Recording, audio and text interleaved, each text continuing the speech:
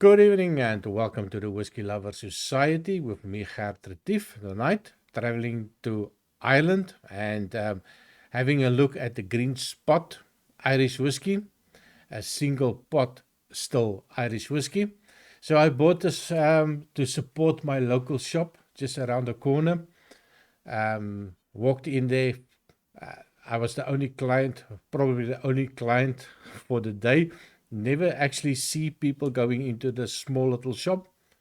So they had an option of the Belgium L, and fantastic whiskey, 500 milliliters at €61. For me, that's a little bit crazy for a no age statement whiskey. So they had a 700 milliliter bottle of Green Spot. I just look at the poor guy and I thought to myself, just buy it and walk out. So I bought it. The result, I have now the Green Spot. Looks lovely on my green screen. The Green Spot is just a big hole in it. So yeah, that is the Green Spot. I was quite happy to try it. I've heard so many good things about the Green Spot, so I was quite looking forward to it. So it is a single pot still Irish whiskey, triple distilled, of course. It's from the Mitchells and Son distillery, matured in ex-bourbon casks as well as ex-sherry casks, and they use malted and unmalted barley. 40% ABV, so going through to the bare minimum. As I said, I paid 61 euros for it. But you can get it online outside of Belgium. You're going to pay about 45 euros, a little bit better on the pocket. No age statement. So for me, it's not cheap. For you, maybe it will be quite cheaper than what I was paying. Now, I did pour this one some time ago. Color-wise, no idea about the color. Nothing on the bottle. In fact, there's very little information on the bottle. The only thing that they do tell me on the bottle is the single pot still Irish whiskey, triple distilled Irish whiskey. A little bit of a repetition there. Mitchell and Son, product of Ireland. And in the back, they have a little bit of a nosing and tasting note. I'm not interested in that. And then they had some italic story here, which makes it very difficult for somebody to read it without my putting on the spectacles. But yeah, not a lot of information. And of course, don't drink if you are pregnant. So I think I'm okay with that. So I can have a quick dram. I'm definitely not pregnant. So on the nose, ooh, now the funny thing is when you pour it initially, I did not get all this nice aromas coming out now. So 15 minutes ago, I did a little bit of a nosing of it, and I had a little bit of that sherry funky note that you get in some of the whiskies. That little bit of a sulfur note that you do get with some ex-sherry cask maturations. Now that's gone. All I get now is lovely sweet apples. Um, Also, maybe a little bit of a pear note coming out. So there's a lovely sweetness to it. A little bit of a more like a creamy note on the nose. Fresh fruit basket.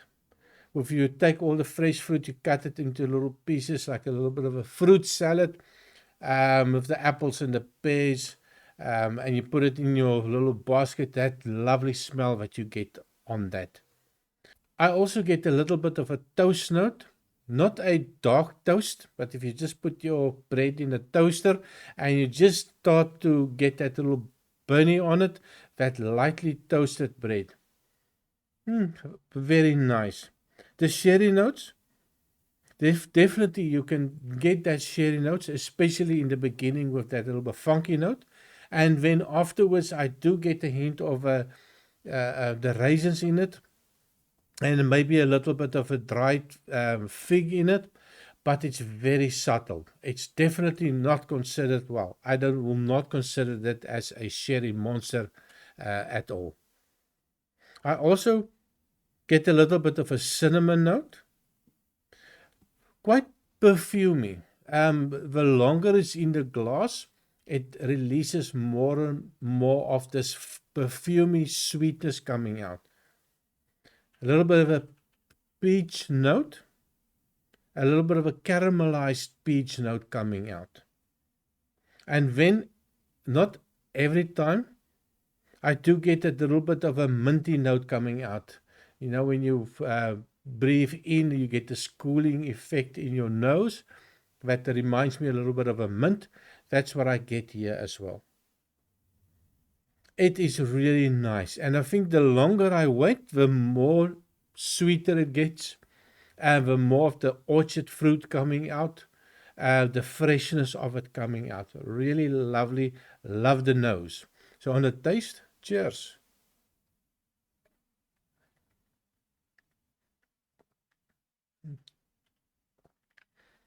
Absolutely fantastic. Now, the first thing that I get is a little bit of a oily, creamy mouthfeel. It's quite sweet. I was a little bit surprised with the alcohol. It's only 40%. It does feel a little bit hotter than a 40%. Maybe moving into a little bit feels like a 46% ABV. It is fantastic. A warm, spicy mouthfeel. Even going into a little bit of a chili note, that little warmth feeling that you get if you have a not so strong bite of chili. So there's a hint of oak, but for me, which is a person that don't like oak, I do get it, but it's still for me very nice. Now, I was expecting a little bit of an apple note, and I've seen other people talking about the apple note, that they take a sip and they say there's this big apple note that they get. Now, I don't know where and which apples they are eating. Maybe that's not the political correct thing to say, but I do not get a big apple note. The closest that I would say can be a hint of an apple cider note, perhaps, but definitely not from the nose. That big apple note and pear note that I get, I did not get anything huge or big on with regards to the apples. Very nice, don't get me wrong. So I do get a little bit of that sherry influence, the sherry sweetness, maybe a little bit of a raisin, a little bit of a chocolate covered raisin, maybe, and a hint of a dark chocolate in between. So the fruit is there, but I think it's more into the dried fruits than into the fresh fruit of the apples and the pears. But of course, that is just my opinion. Just give it one more taste.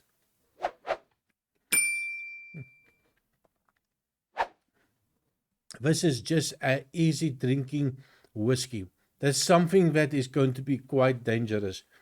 Now, I did taste this last night, and I did some of my notes. It keeps on getting better. I keep on filling up the glass. I keep on tasting a little bit more. I'm going through the process, filling it up again. So I think this is now going to be the fourth glass that I've tried, and which is always a good indication for me. If I go back so many times to do a review, that means I kind of like it. Maybe I kind of like it a little bit too much. But definitely, score-wise, I am going to give this a 87 out of 100. Only thing that they could improve for me is the 40% ABV, bump it up to that 43 at least, or maybe a 46%. I think that is going to be an incredible experience to try with the higher ABV. So I would definitely recommend it. It's quite a beginner's whiskey. If you would like to just try something a little bit different from the normal Scotch whiskies, or maybe for the American subscribers, maybe that's something that you would enjoy. It's definitely not a bourbon. It's definitely not a Scotch, but maybe it's something that you can invest in, not a big investment to try something new. So remember to subscribe. For those people that have not subscribed yet, please leave a comment. Tell me what you would like to see in the future to be reviewed. And I see you next time. Cheers.